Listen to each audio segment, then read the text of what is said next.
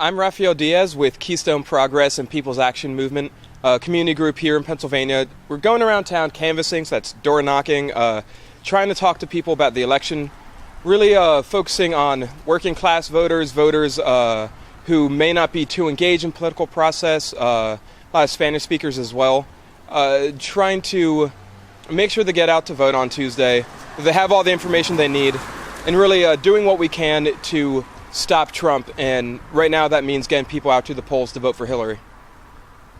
So Lancaster is a super tiny city. I've lived in the county in the suburbs since like second grade, moved in the city a few years ago, and has a lot of awesome working class people, a lot of heart, a lot of people who are trying their best to make the city a really cool, friendly place to live. And having been from here, I wanted to move out for a real long time, try to go someplace cooler, go on an adventure or something like that. And the more I stay here, more the city changes, more I kind of realize that this is an awesome place to be, and I really care about it, so I think I'm really, really stuck to it. I feel like there's a lot of economic disparity right now. We have a booming downtown district, which is awesome for some of us. We have a lot of young professionals moving in, but that seems to be a sort of a quickly gentrifying force. A lot of resources are being sucked to those people who are already very well off. And it's, of course, goes along racial barriers too. The southeast part of the city, which is more low income, is a lot more Puerto Ricans, a lot more people of color in general.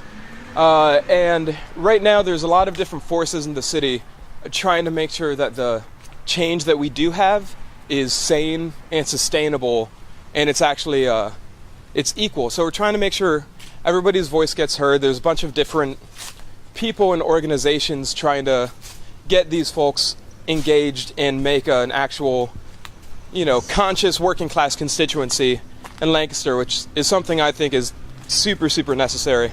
Okay, right now, if you ask me, Hillary could do a lot.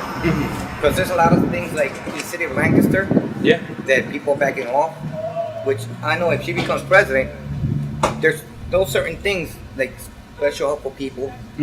It'll be more at hand than before. You know what I mean? Totally. Because there's a lot of homeless people in Lancaster. 100%. You know what I mean?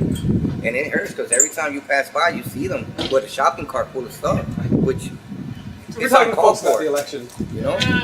Yeah, and if you listen to a lot of Trump's ideas are based on taking the poor people and just excluding them from everything so that he can save that money and use it towards more prosperous ways of life, if you will.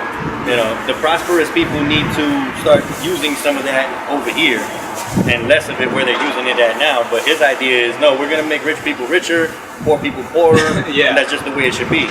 Yeah, and the idea is that, Trump and the people up top are the ones making all their wealth all themselves. Like, we don't actually work in their factories, work in their hotels, do any of that stuff. It's like, wait, whose wealth is it? Just because you own the building.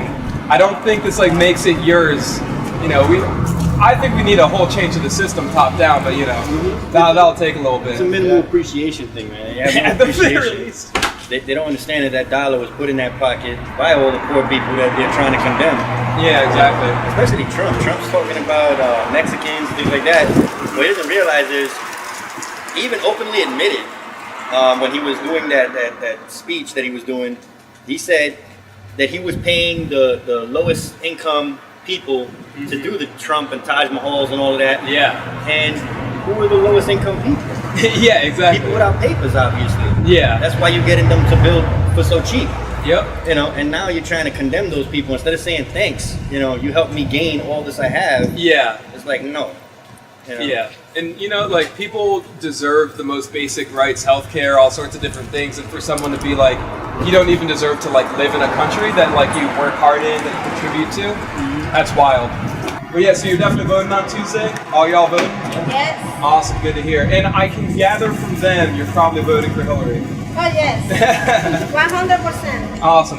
Yes. Yeah, we're trying our best to stop Trump and get out there and make sure that we hit the polls and we're not going to be forgotten on Tuesday. Yeah. And then after that, we got to keep fighting so we're not forgotten again. Okay. It's hard to feel like you're annoying people as they go on during their day. But you also have to remind yourself that you're talking to people about important political things and political issues that, yeah, they're assaulted with all this stuff through the TV, through media, through stuff like that, but they don't get to talk back. They're not actually engaged with it. So it might be stressful for both of us, for me to walk up to their door and be like, let's talk about the most stressful election in recent memory. But at the same time, after a little bit, when you're having an actual conversation with someone, even that's just a little bit empowering.